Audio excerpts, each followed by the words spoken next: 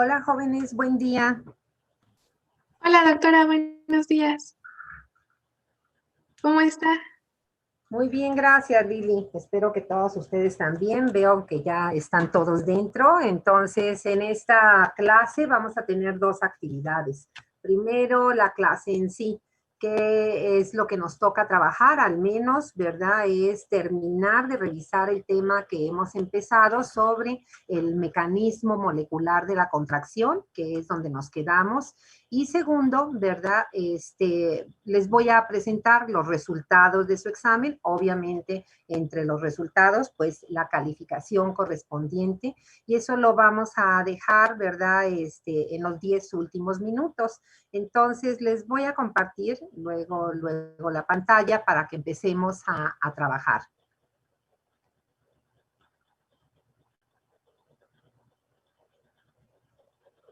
aquí fue donde nos quedamos en la clase de ayer, en esta diapositiva del programa de Power, ¿verdad? Analizando precisamente todo el contenido que debemos aprender, ¿verdad? O de alguna forma, si ya lo conocía, al menos reafirmar en relación al mecanismo molecular de la contracción muscular. Y entonces la diapositiva nos está planteando lo que el programa nos dice, que ese mecanismo se explica mediante la teoría del deslizamiento de los filamentos, que fue desarrollada, y así también se le llama la teoría de Hanson y Huxley, ¿verdad? Que en 1952 incluso recibieron el premio Nobel por ello, y que también decíamos algunos autores, de autores extranjeros le llaman la teoría de la cremallera y otros nombres. Este mecanismo, ¿verdad? De la teoría del deslizamiento implica que deben de estar presentes dos requisitos indispensables ambos para que la contracción muscular ocurra.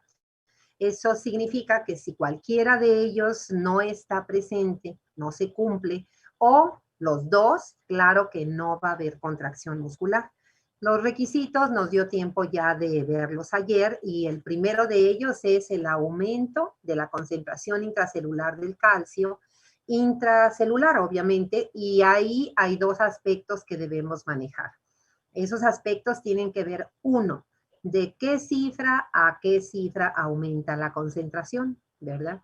Y el otro, cuál es la procedencia, es decir, cuál es la fuente o el origen, quiere decir, de dónde obtiene la fibra del músculo esquelético ese calcio para que aumente su concentración intracelular. Entonces, me parece que nos dio tiempo el día de ayer de recordar, ¿verdad? Que la fuente de calcio, o aquí donde nos quedamos, sí vimos los requisitos, ¿no? Nos quedamos en los pasos. ¿Estoy Así mal? es. No, sí, está bien. Perfecto. Entonces decíamos, la fuente o procedencia o de dónde obtiene el músculo esquelético el calcio son las cisternas. Las cisternas de quién? Terminales del retículo sarcoplásmico, que forman esa unidad funcional que tiene esa, inclusive, ese papel en el mecanismo de la contracción, ¿sí? Las cisternas que junto con el tubo T constituyen esa unidad que le llamamos triada y que la vamos a revisar el día de hoy precisamente al concluir este tema. Ya tenemos aquí, ¿verdad? El tema 2.3 con ese proceso que es el acoplamiento, excitación, contracción, que es el que va a permitir la liberación del calcio. Pero eso lo dejamos para el rato. Aquí, ¿verdad? Solo nos circunscribimos a enfatizar, ¿verdad? Que el aumento de calcio intracelular va a proceder de ese almacén que está en las cisternas terminales del retículo sarcoplásmico, integrando junto con los tubos T la triada. Segundo, el aumento. Y el aumento de la concentración, decíamos, va de una cifra que se maneja en estos temas de manera exponencial. Y entonces decimos que aumenta del valor basal, y el valor basal lo referimos menor a 10 a la menos 7 molar, y lo representamos con una letra M mayúscula. 10 a la menos 7 M. ¿Hasta dónde aumenta? Pues prácticamente todos los autores nos dicen a 2 por 10 a la menos 4, también molar, con lo cual quiere decir, le ponemos el símbolo, la letra M mayúscula. Aquí inclusive, entre paréntesis, comentamos, es un aumento enorme el del calcio. Es decir, aumentar 3 exponentes del menos 7 al menos 4 es un aumento de cientos de veces. Y entonces no se necesitaría calcio tanto. Sin embargo, ese aumento se asume, se acepta, que se constituye en un factor de seguridad para que la contracción del músculo esquelético no se vea limitada por falta de calcio. Así es como se ha interpretado. ¿Por qué? Porque en laboratorio se ha demostrado que bastaría con que el calcio intracelular cambiara, aumentando de 10 a la menos 7 a 10 a la menos 6, y eso sería suficiente para la contracción. Y fíjense cómo no se queda ni siquiera en 10 a la menos 6, ni 10 a la menos 5, o sea, aumenta hasta 10 a la menos 4. Por eso se considera un factor de seguridad para el mecanismo de la contracción muscular. El segundo requisito, que fue donde nos quedamos, es que la contracción, ¿verdad? Es un proceso que consume una cantidad muy, muy alta, muy significativa de energía metabólica. Es dependiente de energía metabólica. Claro, ahí tuvimos que recordar, y es el punto donde nos quedamos, que esa energía metabólica es la que se libera en el proceso de hidrólisis del ATP. Cuando recordamos que esa molécula, el ATP, ¿verdad? Por una hidrolasa del ATP, que le llamamos ATPasa, ese es el sistema enzimático, escinde el primer enlace de alta energía, que es el que fija a la molécula el tercer grupo de fosfato. Y por lo tanto, los productos de la hidrólisis, ya lo conocemos, son el ADP, el fosfato inorgánico, el PI, y la energía metabólica, que es el producto de hidrólisis que se va a ocupar para el mecanismo molecular de la contracción. Esa energía que se libera y que la cuantificamos, ¿verdad? En unidades que ya sabemos pueden ser calorías o kilocalorías. Ya también sabemos, porque eso lo recordamos en la unidad 1, cuánta energía libera, en pocas palabras, cuántas calorías o kilocalorías libera cada enlace de alta energía, porque recuérdense que la partícula ATP solo tiene 2 enlaces, y entonces solo 2 se pueden hidrolizar, ¿verdad? El enlace que une al nucleósido adenosina, el primer grupo fosfato, ese es un enlace covalente normal, no es de alta energía, y por eso, ¿verdad? En un momento dado, circunstancialmente, ocasionalmente, el primer producto de hidrólisis es el ADP, que es lo más frecuente, y quizás hasta AMP, pero no, ¿verdad? Se hidroliza el enlace covalente que une el primer grupo fosfato, porque es un enlace normal, no es de alta energía. Bueno, a partir de ahí, jóvenes, tenemos que terminar este tema. Y lo tenemos que terminar con lo que podemos denominar, yo ahí se los puse, ¿verdad? Pasos. ¿Qué significa eso? Pues significa que son los eventos en orden cronológico que van a presentarse en el mecanismo molecular de la contracción. Obviamente explicado bajo esta teoría del deslizamiento de filamentos. O sea que estos pasos nos tienen que llegar a ubicar en cuál de ellos es en el que los filamentos deslizan. ¿Deslizan en todos los pasos? ¿Deslizan en algunos o solo en uno? Y eso es lo que tenemos que recordar. Yo pienso que seguramente algo de esto ustedes, inclusive a lo mejor mucho, todo, ya lo saben. Qué bueno que sea así, porque en todo caso es un repaso. Si hay algún aspecto que tengo duda, pues es la oportunidad de aclarar mis dudas. Y si es un conocimiento que no lo he aprendido, pues mi necesidad, mi responsabilidad es aprenderlo. Y aprenderlo porque, ¿verdad? Para que yo pueda contestar bien los aciertos del examen, sin lugar a dudas, ¿verdad? ¿Por qué? Pues porque vamos a tener un examen de unidad 2. Y porque además va a haber un examen ordinario y hasta un extraordinario. Pero ese objetivo sería demasiado reducido, demasiado limitado. O sea, aprender algo para un examen, cuando yo lo que pretendo ser es un profesional de la salud y no de cualquier nivel, no un técnico, o sea, médico. Entonces, ¿por qué lo debo de aprender? Porque lo voy a necesitar, porque en la clínica se aplica de muchas formas. Ya llegaremos a esas aplicaciones.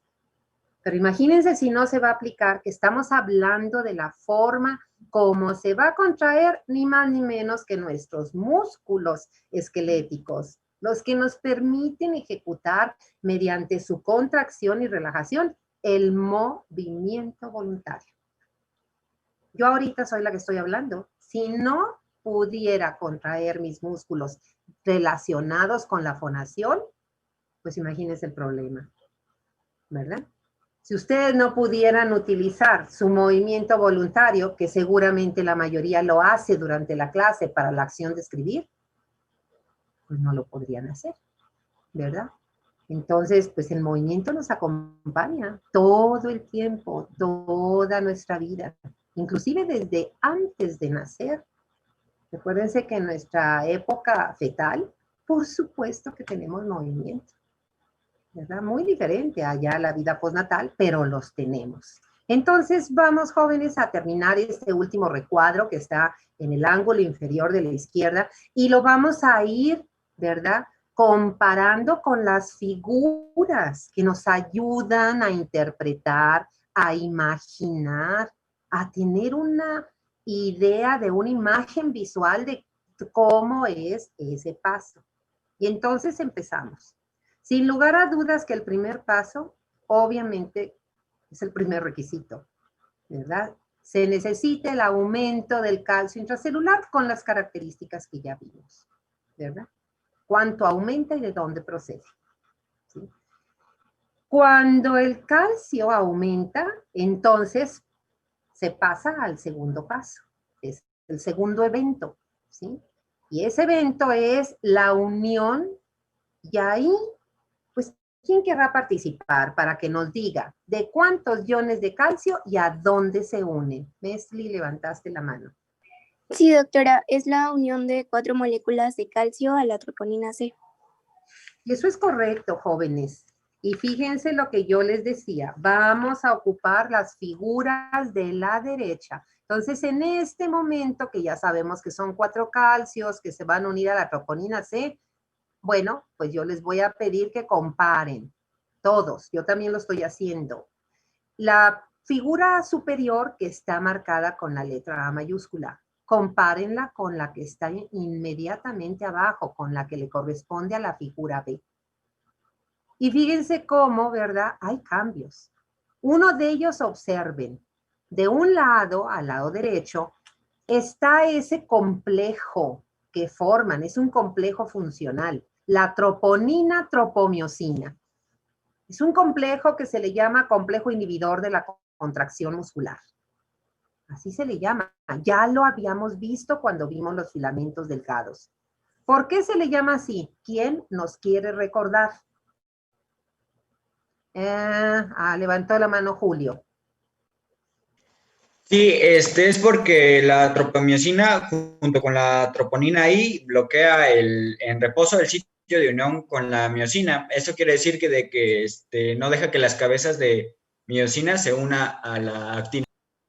Y eso, Julio, es correcto. Yo no tengo nada más que agregar, ¿verdad? Que a alguien de ustedes no le quedó claro, está bien, porque a veces no alcanzamos a escuchar bien. Julio, ¿puedes volver a repetirlo? Yo no, porque Julio lo explicó bien. Entonces, ¿para qué lo repito yo? ¿Nos puedes volver a repetir, Julio? Sí, doctora. Que la troponina I junto con la tropomiosina bloquea en reposo el sitio de unión con la miosina. Que esto quiere decir que las cabezas de la miosina no se pueden unir.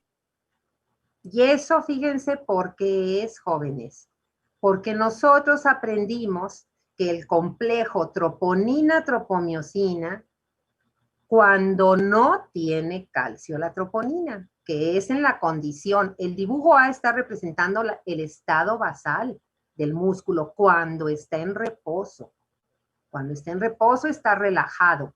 Entonces, ahí lo que vemos con esa unidad funcional del lado derecho de la figura, que es el complejo troponina-tropomiosina, y que sabemos que en condición de reposo ejerce un efecto inhibidor de la contracción, es porque la troponina no tiene calcio. O sea, para que ese efecto inhibidor del complejo troponina-tropomiosina se exprese, la troponina debe de estar, nos dicen los libros, libre de calcio. Eso significa sin calcio, porque cuando está en esas condiciones, entonces, ¿verdad? La figura, fíjense la figura, ¿qué hace la troponina sin calcio? Mantiene a la tropomiosina en esa posición que vemos, cubriendo muy bien los sitios activos de las actinas G, ¿verdad? Cubriendo los sitios activos. Y mientras estén cubiertos los sitios activos, pues claro, ¿verdad? Ya Julio lo dijo, no se van a poder unir las cabezas de miosina con las actinas G. ¿Y eso qué? Vete a tu recuadro de abajo y ve el número 4. Resulta que si se unieran la cabeza de miosina con las actinas G, jóvenes, esa es la primera fase del ciclo de la contracción. O sea, ya estamos hablando de la otra condición. Ya no está el músculo relajado. Ya inició su proceso molecular de la contracción. Entonces, ahí donde vemos esa figura de arriba, que es el estado de reposo, ¿verdad? Eso que acabamos de mencionar, ¿verdad? ¿Qué ocurre en el estado de reposo? A nivel molecular, la troponina está sin calcio, sin calcio. Inclusive entre paréntesis podemos decir, ¿y por qué está sin calcio en reposo? ¿Quién contesta?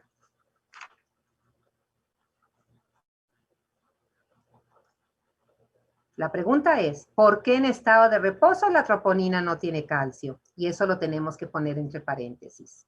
¿Quién contesta? ¿Por qué no tiene calcio la troponina en estado basal, en estado de reposo?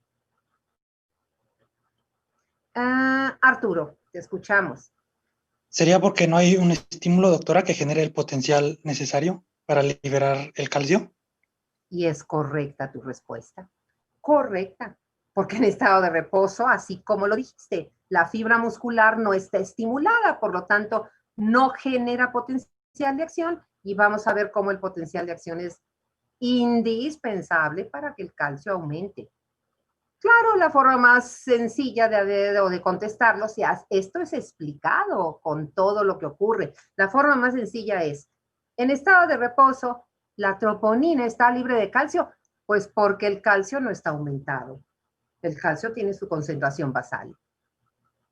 No sé si quede claro, ¿verdad? Y ya tú nos contestaste más, nos ampliaste algo que lo vamos a ver en el tema 2.3, en el acoplamiento, excitación. ¿Por qué está el calcio bajo? Pues porque no se ha liberado de las cisternas, porque el músculo no ha sido estimulado, no ha generado potencial de acción, ¿sí? Entonces, volvemos. Condición de reposo, situación basal, troponina libre de calcio. Entonces, en ese momento, en ese estado, el complejo troponina-tropomiosina ejercen su efecto inhibidor de la contracción. ¿Por qué motivo? Porque la troponina sin calcio conserva, mantiene, coloca a la tropomiosina cubriendo los sitios activos. Muy bien. Ahora vámonos ya al mecanismo molecular donde estábamos, ¿verdad? Y ya estamos en el dibujo B. En el dibujo B. Aquí ya el calcio aumentó. Y ahorita que veamos el tema 2.3, acoplamiento, excitación, vamos a ver ese proceso de cómo aumenta. Pero aquí suponemos que ya aumentó. Ya fíjense la figura B, jóvenes. Fíjense cómo en donde está separado el complejo, ahí ya me puso que la troponina tiene calcio. No me pone cuántos, pero creo que fue Mestli la que hace un rato nos dijo, se fijan 4 calcios a la troponina C. 4 calcios. Y entonces, en cuanto se unan los calcios a la troponina C, tercer paso del proceso molecular, del mecanismo, desaparece. Desaparece, pues a veces como que a lo mejor lo podemos interpretar mal, porque a lo mejor lo interpretamos que como los fantasmas ya no está, ¿verdad? Bueno, se retira, ¿verdad? Se quita. Cualquiera de estas acciones, de estos verbos, podemos utilizar. ¿Qué es lo que desaparece, lo que se quita, lo que ya no está? Y dice ahí el efecto inhibidor del complejo troponina-tropomiosina. ¿Y por qué no está? Pues porque la troponina ya tiene calcio. ¿Y qué sucede cuando la troponina fija el calcio? Los libros, los autores todavía no lo explican con perfecto detalle, pero al menos nos dicen, la troponina con calcio jala, mueve, desplaza cualquiera de estas acciones, la que mejor entendamos. ¿A quién desplaza? Pues a la tropomiosina. ¿A dónde la desplaza? Algunos autores nos dicen al surco, que dejan las dos tiras de actina, las dos tiras de actina F, al surco, como que a la profundidad del surco la mueven. Aquí lo importante es el resultado, porque el resultado de que la troponina se fije calcio, y cuando decimos que el resultado es que desaparece, que se quita, que se retira el efecto inhibidor, lo que queremos señalar con eso es que la tropomiosina es movida descubriendo los sitios activos de las actinas G. Eso es. Y miren el dibujo, obsérvenlo. Ojalá alcancen a verlo, no sé de qué tamaño, si están trabajando en un celular, pues a veces es más difícil por la pantalla chiquita, ¿verdad? Y algunos de ustedes trabajan en un celular, yo lo sé. Bueno, si no lo alcanzan a ver, jóvenes, miren, la tropomiosina, ya habíamos dicho, es una proteína alargada, un dímero como otro espiral, ¿no? Enrollado. Y aquí en el dibujo, si lo ven bien a colores, pues las actinas G están de color rosa o medio rojo. Y luego la tropomiosina está como un filamento color café claro. Quién sabe de qué color lo estén viendo, pero es así alargada. Y en los extremos, donde está la conclusión de cada tropomiosina, está ahí unas como bolitas unidas, que esas son las troponinas, ¿verdad? Y entonces, si nosotros comparamos la figura A con la B, la diferencia es que en la B se movió la tropomiosina y descubrió los sitios activos que, si alcanzamos a ver bien la figura, aquí nos lo ponen, hagan de cuenta, como unas franjas, pues creo que de color naranja. Si no lo alcanzan a ver bien, vean su PDF de sus libros, ¿verdad? En todos los libros a veces lo ponen como un óvalo, lo ponen como una X, como un triángulo. De alguna manera nos ubican el sitio activo de las actinas G. Una vez que ocurre el paso 3, esa misma figura B lo está representando. ¿Qué está representando? El inicio del ciclo de la contracción. Cuando se desplaza la tropomiosina y se descubren los sitios activos, empieza el ciclo de la contracción. Y el ciclo de la contracción, jóvenes, tiene tres fases, que si lo representamos con una sola palabra, una sola acción, esas fases del ciclo de la contracción serían, así como está ahí en el recuadro que tenemos. 1, unión. El siguiente, giro. Y el siguiente, separación. Nada más que no nos podemos quedar así, nada más como unión, giro, desunión, ¿verdad? O fases 1, 2, 3 del ciclo de la... Claro que no, nos tenemos que explicar.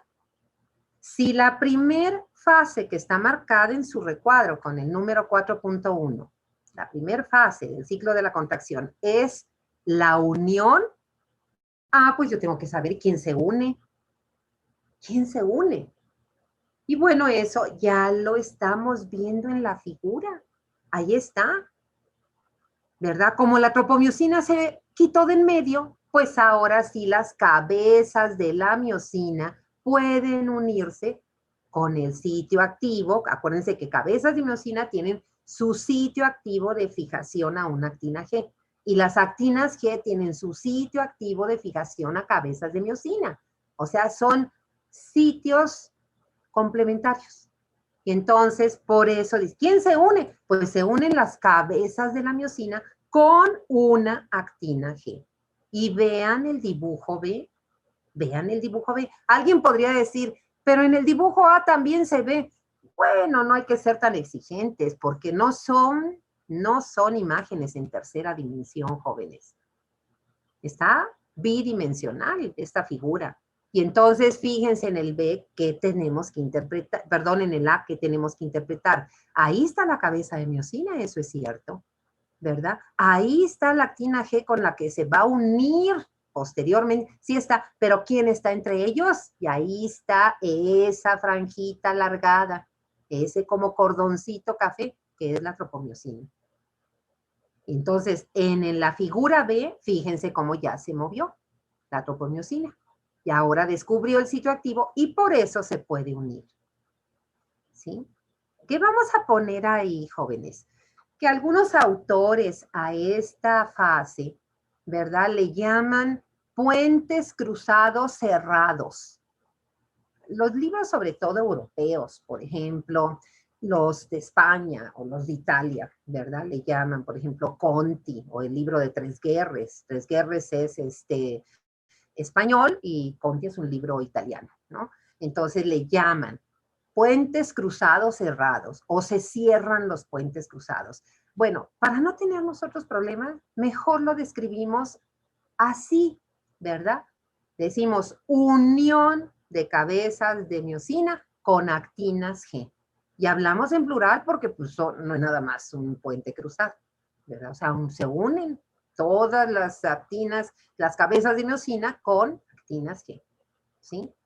Y fíjense aquí, jóvenes, vamos a hacer un alto.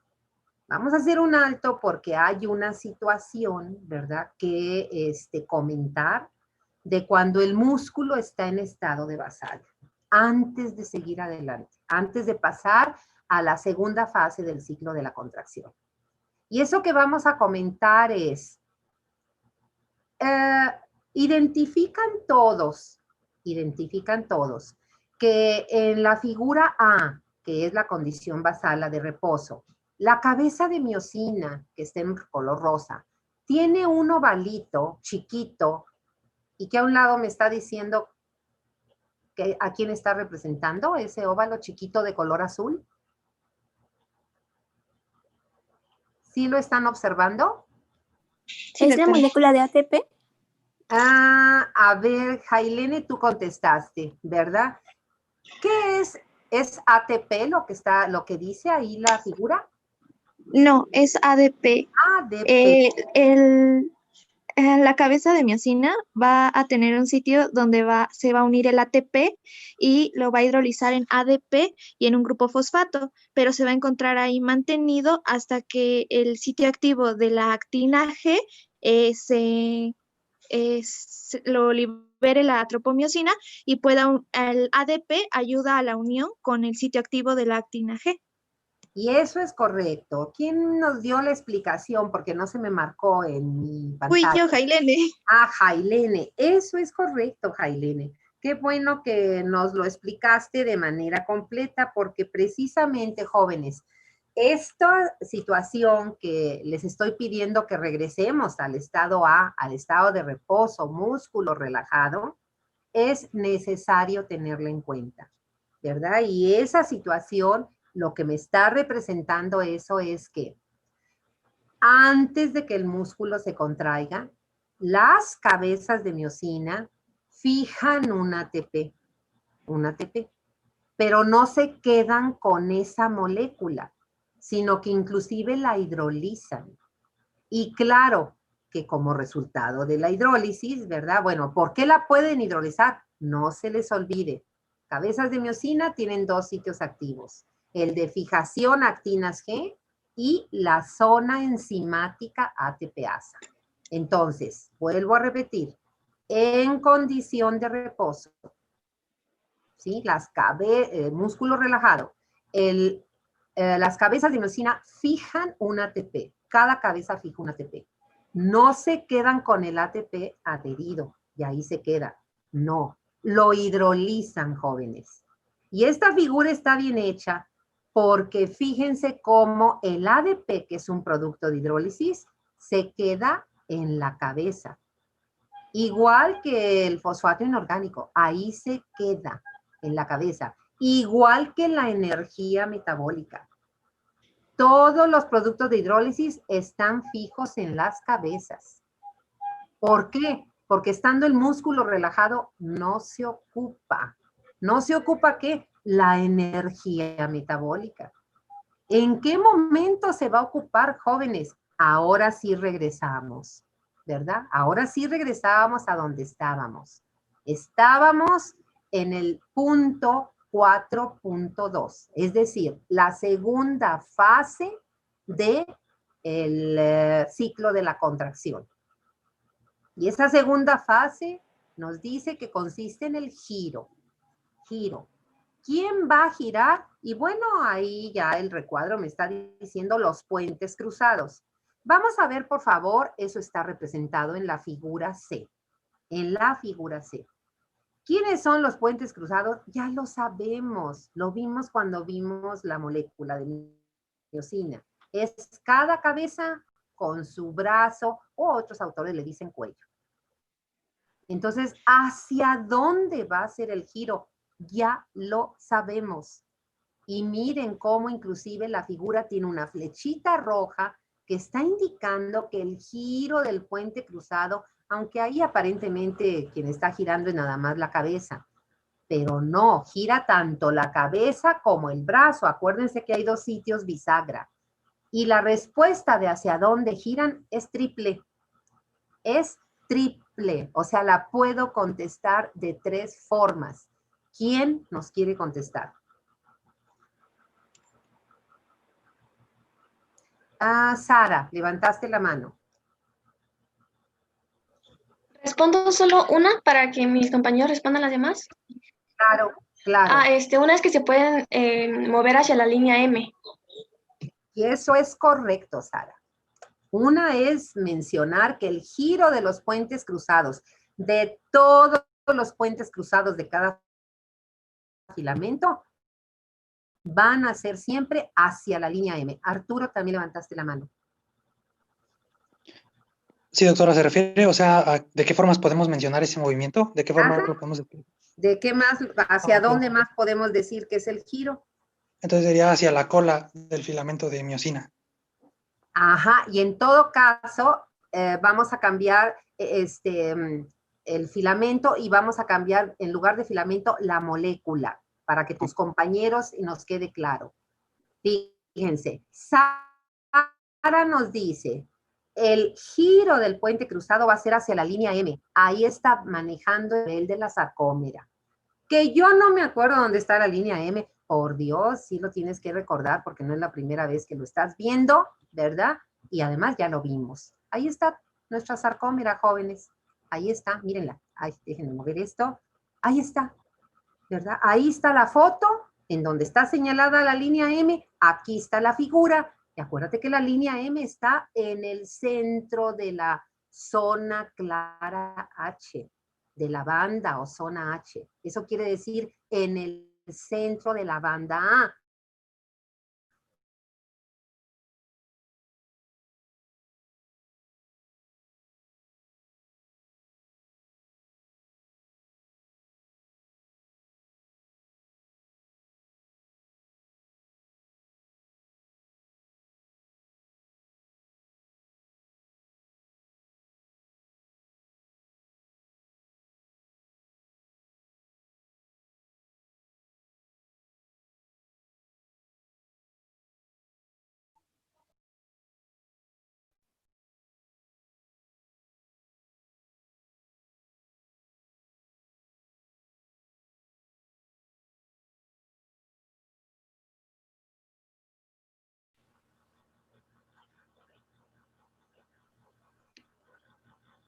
Muy bien, jóvenes. Entonces, mientras terminan de entrar sus compañeros, les voy compartiendo de nuevo la pantalla para que sigamos revisando este paso intermedio del ciclo de la contracción, ¿verdad? Aquí decíamos, hay que recordar lo que nos refirieron sus compañeros. Sara comentó El movimiento de los puentes cruzados es hacia la línea M. Ella está manejando el nivel de la sarcómera. Eso quiere decir que los puentes cruzados que están de este lado, fíjense ahí el filamento grueso, se van a mover hacia el centro. Pero estos que están acá también lo van a hacer hacia el centro. Entonces el movimiento es un movimiento encontrado. ¿Por qué? Porque acuérdense que en el centro del filamento grueso no hay puentes cruzados y ya vimos por qué. Ya vimos por qué. Fíjense en esta otra figura, ahí está. La zona desnuda son solo las colas. Ahora, ahorita, ay, ya perdí. ¿Quién me contestó? Fue Arturo, ¿verdad? Que nos contestaste. ¿Hacia dónde es el movimiento? Y nos dice Arturo, ahora yo tomo como referencia la molécula de miosina. Y aquí están sus puentes cruzados, sus cabezas con su brazo. Y el movimiento es hacia la cola de la molécula de miosina. Y eso es correcto, ¿verdad? La otra respuesta pues sería la que tomamos también a partir de la sarcómera. Se puede decir que el movimiento es hacia la línea M o hacia la banda. ¿Qué? H. A la banda H, ¿verdad? Y eso es correcto. ¿Quién me contestó? ¿Mestlin? Sí, doctora. Ajá, así es, ¿verdad? O es hacia la banda H. Entonces, cuando vemos el ciclo de la contracción, jóvenes, aquí estoy, ciclo de la contracción, ¿sí? En su segunda fase, el giro de los puentes cruzados, así lo entiendo, ¿verdad? Es el movimiento del puente cruzado, ya sea que esté de un lado, del otro, del filamento grueso, siempre va a ser hacia la cola de la molécula de miosina. Es equivalente que diga es hacia la zona H, o la llamada zona desnuda, o hacia la línea M. Inclusive es hasta también aceptado decir hacia el centro de la sarcómera. ¿Por qué? Porque zona H y línea M representan el centro de la sarcómera. ¿Sí? Fíjense qué importante terminar esta fase, jóvenes. Esta fase tiene sinónimos y es necesario conocerlos. ¿Quién nos puede decir, verdad, algunos sinónimos? Diego, tú nos puedes decir. Yo estaba leyendo que el movimiento de la cabeza hacia el brazo, como se ve en la imagen, se le conoce como golpe activo. Y eso es correcto, Diego, ¿verdad? Tenía también la mano de Chirel. ¿Tienes otro sinónimo, Chirel? Iba a mencionar el mismo, doctora. El golpe activo. Sí, no sé si... bueno. Perdón. No, síguele, Chirel. Sí, solo iba una pregunta. Si el ciclo de los puentes de actina-miosina no se refiere a lo mismo, se refiere a todo el ciclo de la contracción. Es lo mismo, ¿verdad? Hay autores que le llaman ciclo de los puentes de actina-miosina. Nosotros le llamamos ciclo de la contracción porque verdaderamente de esos 3 pasos, jóvenes, se tienen que estar repitiendo tantas veces tengamos necesidad, ¿verdad?, de realizar ese movimiento o adoptar esa postura, ¿sí? Pero sí, es el ciclo, inclusive algunos cuando se une en la fase primera de unión, que se unen las cabezas de miosina con las actinas G, hay libros, ¿verdad? Sobre todo les digo europeos, que lo refieren como la formación del complejo actomiosina. Pues hay que interpretarlo, ¿verdad? Sí es cierto, pues es un complejo porque está unido. ¿Por qué actomiosina? Pues porque está unida la actina G con la cabeza de miosina. Entonces, así es, Chirel, sí es equivalente. No sé si quedó clara tu duda. Sí, gracias, doctora. Ok. A ver, Irving, ¿tu comentario o qué nos ibas a decir? Yo sabía que también otros sinónimos se llama golpe de poder. Así es. Ese es otro sinónimo. Del golpe activo. Golpe activo, golpe de poder, y otros le llaman, ¿verdad?, el golpe o impulso de fuerza. O sea, tiene muchísimos sinónimos, ¿verdad? Golpe activo, golpe de poder, golpe o impulso de fuerza. Fíjense cómo, vamos a ver, aquí tenemos otros esquemas. Miren, aquí está otro sinónimo, golpe de potencia, ¿verdad? Golpe de potencia. Entonces, todos esos sinónimos, golpe activo, golpe o impulso de fuerza, golpe de poder, golpe de potencia, es el sinónimo de esta segunda fase del ciclo de la contracción, el giro de los puentes cruzados, ¿sí? Gerardo, te oímos. Sí, doctora, el ROS, el libro de histología, mencionaba que, se le denomina generación de fuerza. Generación de fuerza. Bien, entonces, fíjense todos los sinónimos y hay que conocerlos para poderlos interpretar, jóvenes, para poderlos interpretar. ¿Por qué cambian de nombre? Obviamente, por el autor, ¿verdad? El autor le puede dar el nombre siempre y cuando el sinónimo, ¿verdad? Obviamente tiene un nombre distinto. El concepto no. El concepto es el mismo. La segunda fase de ese ciclo, ¿verdad? De la actina con la miosina, o ciclo de los puentes cruzados, o ciclo de la contracción, eso no cambia. Porque la segunda fase siempre será el giro de los puentes cruzados. Siempre, ¿verdad? Eso sí no cambia. Muchas gracias, Gerardo. Así es, ¿verdad? Inclusive los libros de bioquímica o los libros de histología, por supuesto, ¿verdad? Que tienen sus propias designaciones y nomenclaturas. Bueno, ¿cómo vamos a terminar? Porque no hemos acabado con esta segunda fase del ciclo de la contracción. Jóvenes, enfatizando y subrayando. Hasta esta fase, o más bien dicho, esta fase, golpe activo, golpe impulso de fuerza, este giro de puentes cruzados es cuando empieza el deslizamiento de los filamentos delgados. Precisamente los puentes cruzados giran para empezar a deslizar a los filamentos delgados. ¿Eso qué significa? Que si el mecanismo molecular se interrumpiera en el paso anterior, cuando se unen las cabezas, si ahí se interrumpiera, no hay contracción. No hay contracción. ¿Por qué? Porque hasta antes del giro de los puentes cruzados, del golpe activo, los filamentos no han deslizado. ¿Sí queda claro? Ahora, otra cosa importante, jóvenes, es ¿qué factor se ocupa, utiliza, ¿verdad? Este mecanismo, ¿qué es lo que utiliza para provocar ese golpe activo? Ese golpe de fuerza, ese giro de puentes cruzados. ¿Quién provoca ese movimiento? ¿Quién contesta?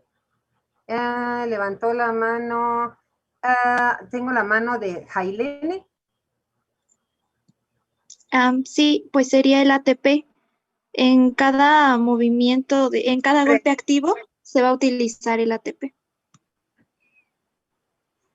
Ok, a ver, levantó la mano también Shirel. ¿Te escuchamos, Shirel? Sí, doctora, pues para que se dé ese golpe activo, se ¿Cuál es tu respuesta? la energía aquí almacenada en la cabeza. Jailene nos dijo el ATP. ¿Tú qué nos...? La energía almacenada en la cabeza de miosina. Y esa es la respuesta correcta. Y qué bueno, Jailene, que nos hablaste del ATP, porque eso nos permite hacer esa distinción tan importante dentro del mecanismo. Una cosa es que hablemos de la molécula de ATP, que por supuesto su hidrólisis es la que va a liberar la energía metabólica, pero otra cosa es la energía metabólica. La energía metabólica es un producto de la hidrólisis del ATP y específicamente este paso, esta fase del golpe activo, el giro de los puentes cruzados, es producido, requiere la energía metabólica, no en sí la molécula de ATP. Porque inclusive si el ATP no fuera hidrolizado, no habría esas energía metabólica disponible y no habría giro de los puentes cruzados.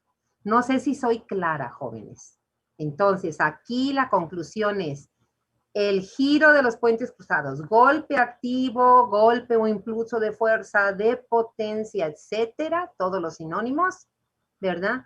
Es producido por la utilización de la energía metabólica, ¿verdad? La energía metabólica que, como ya habíamos comentado hace unos minutos, cada cabeza de miosina la tiene ya contenida desde antes de que inicie la contracción. Y ahí, fíjense este dibujo. Qué bien hecho está, jóvenes. Qué bien hecho está, ¿verdad? ¿Por qué? Porque miren, el giro de los puentes de cruzados está representado en la figura C. Y entonces vean ustedes cómo ahí el puente cruzado tiene una flechita de color rojo indicando que está girando. Y miren, luego tiene una flechita de color negro y me dice que libera en ese momento al ADP. Claro que se liberan los demás productos de hidrólisis, el ADP, el fosfato inorgánico, y se libera la energía. Y esa energía es la que mueve a los puentes cruzados. Esa energía es la que mueve a los puentes cruzados, ¿sí? Como se puede decir, como el deslizamiento de los filamentos producido por un solo ciclo de contracción, eso quiere decir por un solo golpe activo, es tan pequeño, jóvenes, que se necesita que el ciclo de la contracción se repita muchas veces para poder lograr contracciones suficientes. Y entonces, ¿qué quiere decir? Que un solo golpe, un solo golpe activo, un solo ciclo de contracción, no sé si alguien de ustedes ahorita nos quiera decir cuánto acorta a la sarcómera. ¿Cuánto? Es decir, no cualitativamente, cuantitativamente, un solo ciclo de contracción, un solo golpe activo, impulso de fuerza, giro de puentes cruzados, ¿cuánto acorta a la sarcómera? Tomando en cuenta esto, ¿verdad? Tomando en cuenta esto, jóvenes. Ahí está mi sarcómera. Y fíjense cómo arriba es relajada. Ya sabemos que ahí tiene la sarcómera una longitud que es la de reposo. Y abajo está contraída. Y ahí ya vimos cómo la sarcómera se reduce. ¿Alzaste la mano, Irving?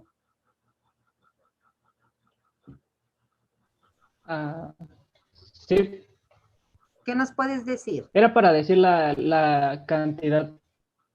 ¿Y cuánto que se va a recorrer 10 nanómetros. 10 nanómetros, jóvenes. Gracias, Irving, porque esa es la respuesta correcta. 10 nanómetros. Lili, también alzaste la mano. Ah, sí, iba a comentar la misma. Esa misma cantidad, ¿verdad? Sí. Entonces, fíjense, jóvenes, fíjense, ¿sí? ¿Cuál es la longitud basal en reposo de la sarcómera? ¿Cuánto habíamos manejado? ¿Cuánto nos dice Guyton o cualquier otro autor que sea válido? Ahí tenemos a Miguel. Sí, es de 2 a 3 micras. 2 a 3 micras, ese es un rango. A ver, vamos a oír a Lili.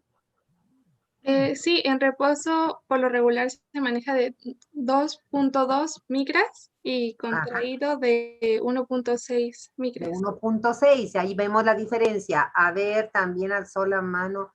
¿Quién alzó la mano?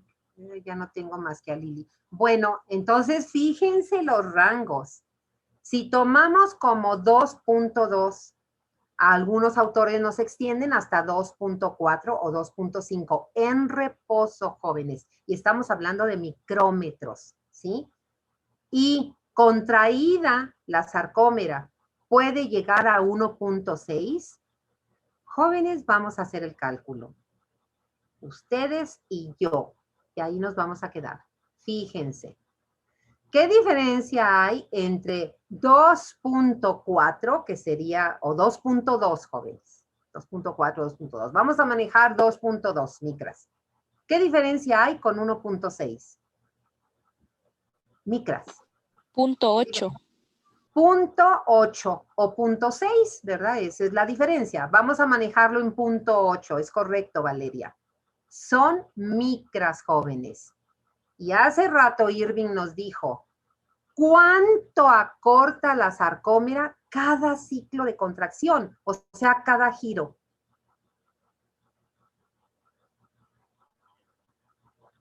¿Sí recuerdan? 10 nanómetros. 10 nanómetros, jóvenes. ¿Cuál es la diferencia entre un nanómetro y una micra? ¿Cuál es la diferencia?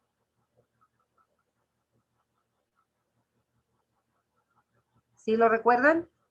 Una micra, jóvenes, si la represento exponencialmente, es 1 por 10 a la menos 6. Un nanómetro es 1 por 10 a la menos 9. O sea que el nanómetro es una unidad 1000 veces menor, jóvenes. Convierte tus 0.8 micras a nanómetros, jóvenes. Conviértanlas. 0.8 micras, ¿cuántos nanómetros son? Valeria. 800. Muy bien. Eso iba a decir, ¿verdad? 800. Está muy bien, 800 nanómetros. Ahora, jóvenes, ¿quién da la respuesta? Si la reducción va a tener que ser de 800 nanómetros, Irving hace rato nos dijo que un solo ciclo acorta 10, entonces, ¿cuántos ciclos se necesitan? Para que se reduzcan 800 nanómetros. A ver, Brenda. 80. Así es. Imagínense, 80, todo este ejercicio matemático que a veces no nos gusta, pero nos da claridad. Nos da claridad de que, imagínense el gasto, el consumo de ATP, porque si nada más se necesitara un ciclo de contracción, qué maravilla. Pero no se necesita uno, se necesitan 80. Y ese es un aproximado. Seguramente se van a necesitar muchos más, ¿sí? Y entonces terminamos, jóvenes. El giro de los puentes cruzados es dependiente de ATP, pues sí, por eso la energía metabólica es un requisito. Por eso es un requisito. Fíjense, el primer requisito, elevar el calcio, se necesita para la unión de las cabezas con las actinas, ¿sí? La energía metabólica se necesita para el giro. Pero hace rato, ¿quién fue quien contestó que se necesitaba ATP? ¿Quién contestó? Yo sí lo anoté, pero a ver, no me acuerdo aquí. ¿Fue Jailene? Sí. Jailene. Tuviste razón, Jailene, pero para la última fase. Porque vean el dibujo, por favor, de la letra D, para terminar este tema. Vean el dibujo. Resulta que ya giró. En la C, ya giró. Ya se empezó a deslizar el filamento, pero solo 10 nanómetros. Entonces, ¿qué tiene que hacer el mecanismo? Separar a la cabeza de la actina. Y ahí sí, en la figura D está la separación. Y miren ahora sí que bien está. Ahí dice que a las cabezas que ya giraron, ¿qué se les va a unir? Una ATP, no ADP. Un ATP. Entonces, la separación de las cabezas de miosina de las actinas es ocasionada por la unión de un ATP. ¿Qué me dice la última figura, que es la de la letra E? Pues lo que ya sé. No nada más permite que se separe, miren, ahí está la flechita roja separando a la cabeza de miosina, sino que una vez que se separa, la cabeza lo hidroliza, ¿verdad? Y queda lista esa cabeza para repetir el ciclo tantas veces sea necesario y nosotros dispongamos de calcio alto y de ATP disponible, ¿sí? Jóvenes, se nos fue el tiempo, es la 1. Ustedes tienen clase, ¿verdad? Ahorita. ¿Sí tienen clase? Sí. ¿Verdad? Entonces, miren, como no es de tiempo de que les presentara los resultados, podemos hacer dos cosas. Si hoy les va a dar insomnio porque ya quieren saber su resultado. Entonces, ustedes avísenme a qué otra hora pueden entrar, 10 minutos, 15, me avisan, yo entro, ¿verdad? A partir de ahorita, yo voy a entrar ahorita con el grupo C, que tampoco nos dio tiempo, y vamos a durar también como 15 minutos. Ustedes avísenme si quieren hoy ver sus resultados, a qué horas pueden entrar. Yo les digo a partir de ahorita puedo, hasta las 3 de la tarde, no tengo problema, y entramos. Si no les provoca ningún otro estrés ni insomnio, pues se los digo mañana y con eso empezaríamos, ¿sí? No les quiero quitar más tiempo. Ustedes me avisan. Doctora, dicen mis compañeros que si podría a las 2 de la tarde. Ah, perfecto. ¿Ya es un compromiso? Sí. Para entrar. Nos vemos a las 2. Hasta luego. Hasta el rato.